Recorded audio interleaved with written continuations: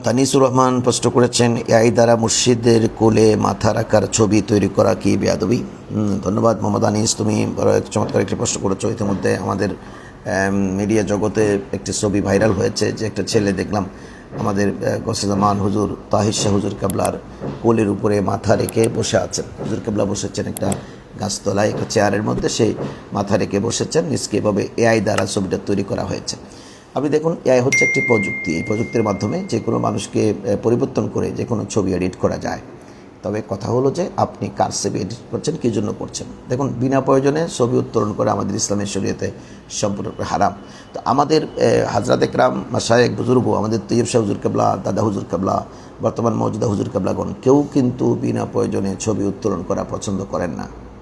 এনারা বারংবার আমাদের আঞ্জুমান থেকে বারংবার বলা হয়েছে যে আপনারা আমাদের হাজরত একরামের কোনো ছবি বিনা প্রয়োজনে তুলবেন না। এনারা ব্যক্তিগতভাবে সেটা পছন্দ করেন না, কিন্তু কোনো ক্রমেই এটা ঠেকিয়ে রাখা যাচ্ছে না। কারণ কি, আমাদের প্রত্যেকটা মানুষের কাছে কিন্তু এখন ক্যামেরা, অ্যান্ড্রয়েড ফোন মানেই ক্যামেরা। কোন দিক থেকে কে আপনার ছবি তুলতেছে আপনি কোনো অবস্থাতেই তাকে বাধা দিয়ে রাখতে পারবেন না। হাতে হাতে ফোন, সে ওটা অন করে দিয়ে আপনি চলে যাচ্ছেন, তুলে ফেলতেছেন, পিছন থেকে তুলতেছেন, গাড়িতে তুলতেছেন, কিছু করার নেই। এতগুলো লোককে কন্ট্রোল করবেন কীভাবে? এত লোককে কন্ট্রোল করা তো কঠিন। সে গোপনেও কিন্তু ভিডিও ধারণ করতে পারবে। এখন এই কারণে বিনা প্রয়োজনে যারা আমাদের হাজরাত একরামের ছবি তুলতেছেন, আমরা তাদেরকে দমিয়ে রাখতে পারছি না। বারংবার বলার পরেও যে হাজরাত এটা পছন্দ করে না, আপনারা এগুলো করবেন না, কিন্তু এই করার পরেও যে বিজ্ঞানের প্রযুক্তিগত কারণে কিন্তু আমরা পিছিয়ে পড়েছি এবং আমাদের হাজরাত একরামের ছবি যাচ্ছে। যাই হোক, সেটা হচ্ছে যে মানুষ বিনা প্রয়োজনে ওনার ছবি তুলতেছে। যারা তুলতেছে ওনারা যদি এটা সংরক্ষণ করতে না জানে, তাহলে এনারা গুনাহগার হবে। আমাদের হাজরাত একরামের কিন্তু নির্দেশনা নাই, ছবি তুলবার ব্যাপারে নিষেধাজ্ঞা আছে। গেল।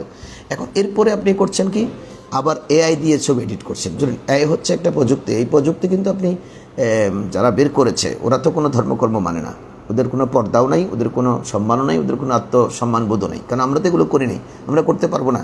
এটা করেছে পৃথিবীতে হয়তো ইহুদি অথবা নাসারা, প্রযুক্তি যত ডেভেলপ করেছে। এখন তারা করেছে, তারা তো বিকৃতি করবে। দেখাতে পাচ্ছে একটা মেয়েকে বিকৃতি করে মেয়ের সাথে আপনার ছবি অ্যাড করে দিল, একটা মেয়ে যুবতী মেয়ের সাথে স্বামীর সাথে স্ত্রীর বিকৃত ছবি প্রচার করলো। তারা ওটাকে এনজয় করতেছে, খুব খেয়াল করবেন, এনজয় করতেছে। এবং সারা বিশ্বব্যাপী এভাবে প্রচারণা করে তারা নানাভাবে মানুষের ভয়েস চেঞ্জ করতেছে। যেমন আমি এখন কথা বলতেছি, আমার এই ভয়েস কিন্তু এআই দিয়ে চেঞ্জ করতে পারবে। আমি আরখানে এই কথাটা বলি নাই, আমার কথা হিসেবে লাগিয়ে দিয়ে মানুষের মধ্যে বিভ্রান্ত ছড়িয়ে দিবে। আচ্ছা, এভাবে মানুষের সম্পর্কে আমি বলি নাই, এই কথাটা বলা আমি করি নাই, আমি করেছি বলে প্রচার করা, এটা গুনাহ কবিরা। আমি ইসলামী দৃষ্টিকোণ থেকে বলছি আপনাকে। আপনি যদি অমুসলিম হন, আমার কোনো বক্তব্য নেই, আপনি যা ইচ্ছা তা করেন না। পরবর্তীতে দেশের জন্য আল্লাহর কাছে আপনাকে জবাবদিহি করতে হবে। কিন্তু আপনি মুসলিম, আপনার কিন্তু হাতে বেড়ি আছে, শরীয়তের বেড়ি আছে, আপনি যদি ঠিক যেতে পারেন না। আপনি আবার হুজুর কাবলার গোলাম দাবি করছেন। দেখেন, আমরা যারা হুজুর কাবলারকে ফলোয়ার বা হুজুর কাবলাকে মহব্বত করি, আমাদের উচিত ইনাদের নকশাকদম নিজের জীবনকে পরিচালনা করা, ইনাদের নকশাকদম পরিচালনা করবার মাধ্যমে আল্লাহ রসুলের এতাআত করা। এখন রসুল করিম সাল্লাল্লাহু আলাইহি ওয়াসাল্লাম যেখানে ছবি তুলতে মানা করেছেন, ছবিযুক্ত ঘরে যেতে মানা করেছেন, সেখানে আপনি এআই দিয়ে আমাদের হযরত একরামের ছবি নকল করতেছেন। এটা কি হযরত একরামের প্রতি ভালোবাসা? ভালোবাসা কি এটাকে বলে? এটা আপনি দু ধরনের অপরাধ করেছেন। এক নম্বর অপরাধ করেছেন, আপনি ছবি বিকৃতি করে ছবি তুলেছেন, এটা গুনাহ কবিরা। আরেকটা হচ্ছে, দ্বিতীয় হচ্ছে যে আমাদের মুর্শিদে করিমের সাথে আপনি চরমভাবে বেয়াদবি করেছেন, চরমভাবে বেয়াদবি করেছেন। এই পর্যন্ত কি আপনি দেখেছেন মুর্শিদে করিম তাদের কদমের সামনে যাবে? কিছুদিন আগে যে আমাদের পীরবাঙ্গাল হুজুর একজনকে সালাম করতে দেয়নি, এটাও আমাদের ফেসবুকে পক্ষে বিপক্ষে অনেক কথা এসেছে। অনেকে বললেন কদম বুঝি সুন্নত, কেন করতে দেবেন না? হ্যাঁ, সুন্নত বুঝেছি, কোন ক্ষেত্রে সুন্নত। রাসূল করিম সাল্লাল্লাহু আলাইহি ওয়াসাল্লামকে সাহাবায়ে কেরাম কদমবুচি করেছেন, আপনি জবাব দেবেন। সেটা কিন্তু একটা প্রেক্ষাপট ছিল। সেই প্রেক্ষাপট তখন আমাদের সাহাবায়ে কেরামের যুগে কিন্তু ক্যামেরা ছিল না, মানুষ এটাকে বিকৃত করার প্রবণতা ছিল না, গিয়েছেন। কিন্তু আমাদের হযরত একরাম যে বিকৃতি করবেন, আপনি দিচ্ছেন চুমা, আপনি বলবেন সেজদা, আপনি করতেছেন কদমবুচি, করে ফেলবেন সেজদা, কারণ আপনি তো অশিক্ষিত। এটা সবার জন্য না। শরীয়তের বিধান কিন্তু যারা একেবারে শরীয়তের পুঙ্খানুপুঙ্খ অনুসরণ করেন, এর জন্য কিন্তু শরীয়তের মাসলা মাসাইল জানা জরুরি।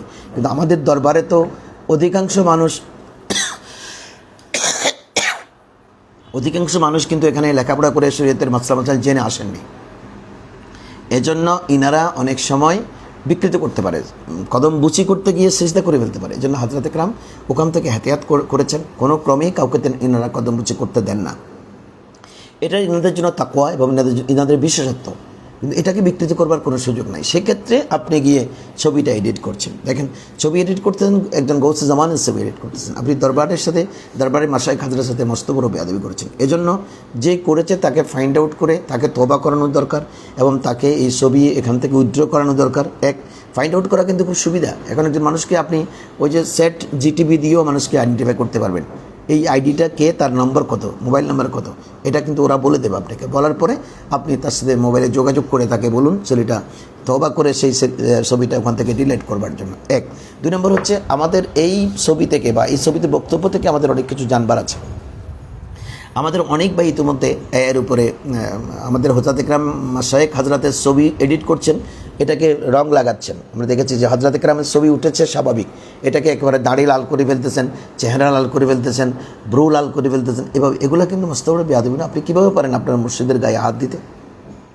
যেখানে উনি কদম বসে করতে দেন না সেখানে কিন্তু আপনি গিয়ে ওনাদের ছবির উপরে হাত বুলাচ্ছেন। আপনি ওখানে এআই দিয়ে ছবিটা এডিট করতেছেন। এডিট করে এরকম ছবি প্রচার করলে মানুষ তো এটা নিয়ে মস্করা করবে, মানুষ মস্করা। আপনি হযরত ইকরামকে মস্করের বিষয় বানাচ্ছেন। আমরা যদি কোনো বাতিল করে সেটা কিন্তু ক্ষমাযোগ্য অপরাধ না, বাতিলকে আমরা প্রতিবাদ করব। সেক্ষেত্রে আপনারা আমাদের লোক হয়ে আপনার এই কাজগুলো শুরু করেছেন। এই জন্য আমাদেরকে এটা একটা বার্তা আঞ্জুমান থেকে দিতে হবে। আঞ্জুমানও কিছু দায়িত্ব আছে, আমাদেরকে বারংবার বার্তা দিতে হবে এবং যতক্ষণ সম্ভব এগুলোকে কন্ট্রোল করতে হবে। অনুমোদিত ক্যামেরা ছাড়া লাইভ দেওয়া, লাইভ আমরা সারা বিশ্বে যাচ্ছে, ঠিক আছে। যেমন এই যে সেদিন খানেকা শরীফ থেকে ইমামদের একটা সম্মেলন লাইভ হলো, সেই লাইভ হওয়ার পরে এখন বাতিলরা ওটাকে কাটচাট করে বিকৃতি করতেছে, মস্ত বড় বেয়াদবি। এটার উপরে কিন্তু এখনও আমাদের কোনো প্রতিবাদ আসেনি, আনুষ্ঠানিক প্রতিবাদ। আমাদের আনুষ্ঠানিক প্রতিবাদ আসতে হবে যে তুমি কেন ভিডিওটা কাটচাট করলা, পরন্তু তার বিরুদ্ধে আমাদের যে আইনি প্রক্রিয়া আছে সেটা নিতে হবে। প্রয়োজনে আমাদের সেই তথ্য প্রযুক্তি আইনে তার বিরুদ্ধে মামলা করতে হবে। সেক্ষেত্রে আমি আমার ভাইদের প্রতি, আমাদের যারা হুজুর কাবলার যে গোলামগুলো আছেন, প্রত্যন্ত অঞ্চলে ছড়িয়ে ছিটিয়ে আছেন, আপনাদেরকে আমি বলবো, একটা মেসেজ দেবো যে হযরত ইকরামের কোনো ছবি বিনা প্রয়োজনে আপনারা ফেসবুকে আপলোড করবেন না। আমরা তো কোনো ছবি কখনো আপলোড করি না। আমরা লিখি বিভিন্ন বিষয়ে প্রয়োজন হলে, যেমন সেদিন ইমামদের একটা সম্মেলন হয়েছে, ওখানে একটা লেখা আমি ছোট্ট লিখেছি, ওখানে হযরত ইকরামের ছবি দিয়েছি। কিন্তু আপনারা বিকৃত করে এভাবে এআই দিয়ে ছবি এডিট করে কোনো কিছু প্রচার করবেন না। আল্লাহর কাছে গুনাহগার হবেন, গুনাহে কবিরা করবেন, একজন মানুষ সম্পর্কে এরকম বিকৃতি মানসিকতা লালন করবেন। আর পাশাপাশি আপনি আমাদের তরিকত জগতের এই উজ্জ্বল নক্ষত্রগুলো, গৌসে পাকের এই গোলামগুলো, মহব্বতের সেই আমাদের শেষ ঠিকানা, ইনাদের সাথে আপনারা চরমভাবে বেয়াদবি করতেছেন। এখানে হযরত ইকরামের কোনো ফুয়জাত আপনারা পাবেন না, বরঞ্চ ইনাদের রোশানলে পড়বেন, ইনাদের বদনজরে আপনারা পড়ে যাবেন। কারণ ইনারা হচ্ছে আপন আপন জায়গায় বসে এসব কিছু পর্যবেক্ষণ করেন। ইনারা গৌসে জামান, যারা গৌসে জামান, ইনাদের কোয়ালিটি থাকে, ওনারা আপন জায়গায় বসে ইনাদের ভক্ত অনুরক্তদের বিষয়গুলো পর্যবেক্ষণ করতে পারেন। সুতরাং পর্যবেক্ষণ করতে গিয়ে কিন্তু আপনি ব্ল্যাক লিস্টে পড়ে গেছেন, আপনার আর মুক্তি নেই। তরিকতের কোনো ফিউজাত কিন্তু আপনি কখনো পাবেন না, কারণ আপনি হযরত ইকরামকে ব্যবহার করে ব্যবসা করবার চেষ্টা করছেন। আপনি এই ছবি ভাইরাল করবেন, ভিউজ বাড়াবেন, তারপরে আপনি টাকা ইনকাম করবেন। এগুলোর জন্য জামিয়ার আশপাশে না যাওয়ার জন্য আমি আপনাদেরকে অনুরোধ করব। এটা টাকা কামানোর ব্যবসা না, এখানে ব্যবসা করবার জন্য হযরত ইকরাম আসেননি। আশা করি বিষয়টি বুঝতে পেরেছেন। আপনাদেরকে অসংখ্য ধন্যবাদ। আসসালামু আলাইকুম রহমতুল্লাহ।